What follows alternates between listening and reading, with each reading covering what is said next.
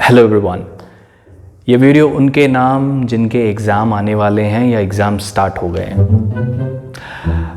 तो आपने नोटिस किया होगा कि आजकल के टाइम में आपके घर में एक आवाज़ तो पक्का गूंज रही होगी और वो होगी पढ़ लो बेटा पढ़ लो।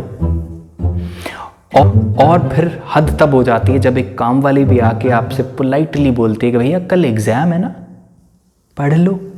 इतना ही नहीं, हमारा बिहेवियर बिल्कुल एनिमल्स जैसा हो जाता है, स्पेसिफिकली एग्जाम्स के पहले एक डॉग की तरह, एक पग की तरह स्पेसिफिकली, जो बड़ा लेजी होता है। अगर पता है कि 1 महीना पड़ा है तो इतना लेजी कि जितना मर्जी मोटिवेशन दे दो उसको आप घसीट के लेके जाओगे लेकिन वो बॉल नहीं कैच करेगा। और जब पता चले कि 10 दिन रह गए हैं एग्जाम में, तब एक्टिवनेस हो जाती है डबल। फिर वही कुत्ता भाग के बॉल पकड़ने में एक्सपर्ट हो जाता है और बॉल रुकने से पहले पकड़ लेता है। और अगर वही एक रात बची हो, there is only 1 night before the exam, then we somehow get all the magical powers and the brain is operating at 150% efficiency, like a dog who can do a backflip, like it is properly trained now. And the moment we enter into the exam hall, we are no more dogs. जिसको तो पूरा exam आता है वो बैठेगा हाथी की तरह। मैं नहीं दिखाऊंगा, जितना मर्जी कोशिश कर लो, तो मैं करके जाऊंगा एग्जाम, आज तुम्हारे भाई का दिन है। बट उसको नहीं पता होता उस हाथी की 2-3 सीट पीछे ही एक जिराफ भी बैठा होता है, जो अपनी गर्दन यूं बाहर निकाल के 4 सीट आगे भी देख लेता है क्या लिखा है।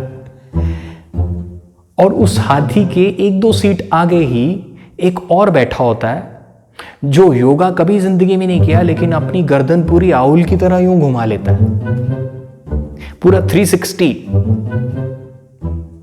चलिए, जोक्स अपार्ट, पर ऑन अ सीरियस नोट, हमने एग्जाम्स को कुछ ज्यादा ही सीरियसली ले लिया।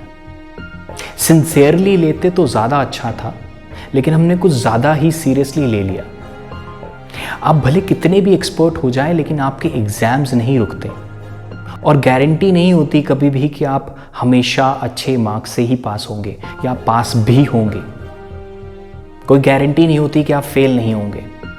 एग्जाम्पल, अगर एक आप सर्जन को लें तो वो सर्जन भले 10 साल से सर्जरी करता आ रहा हो, लेकिन चांसेस हैं कि वो अगली सर्जरी में फेल हो जाए।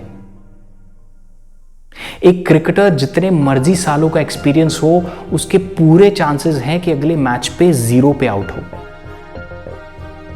पर इसका मतलब यह भी नहीं कि वो प्रैक्टिस करना बंद कर देते हैं। एग्जाम का अगर मैं फुल फॉर्म बताऊं तो मेरे लिए ई का मतलब है exercise. It's just an exercise. Exam should be just an exercise for you.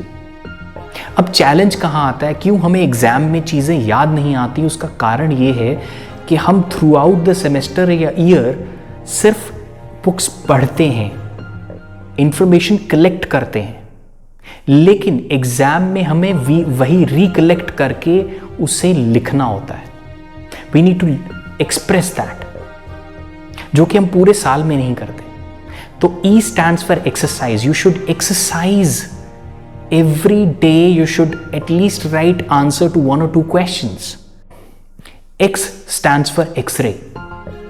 Like just in X-ray you get the complete skeleton of the body.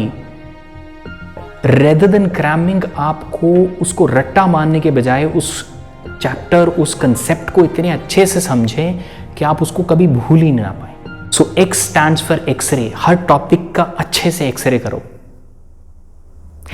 A stands for approach. We need to change our approach towards studies.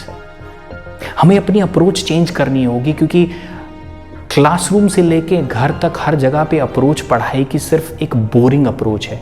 There is nothing that is enjoyable about studies. There is nothing joyful about studies.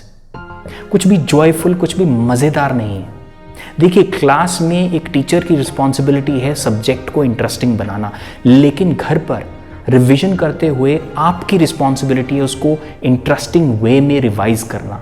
So find out, experiment, change your approach, try to make things interesting. M stands for momentum.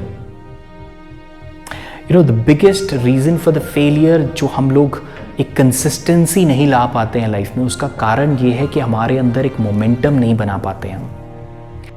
छोटा मोटा भी आप रोज का एक page पढ़ते हुए भी momentum में आ गए, then it will be far far easier for you. So next time I want you to consider any given exam just an exercise.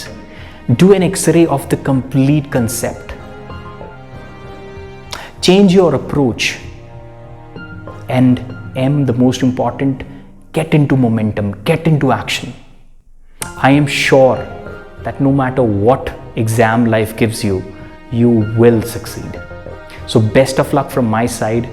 Do your best, forget the rest. Take care.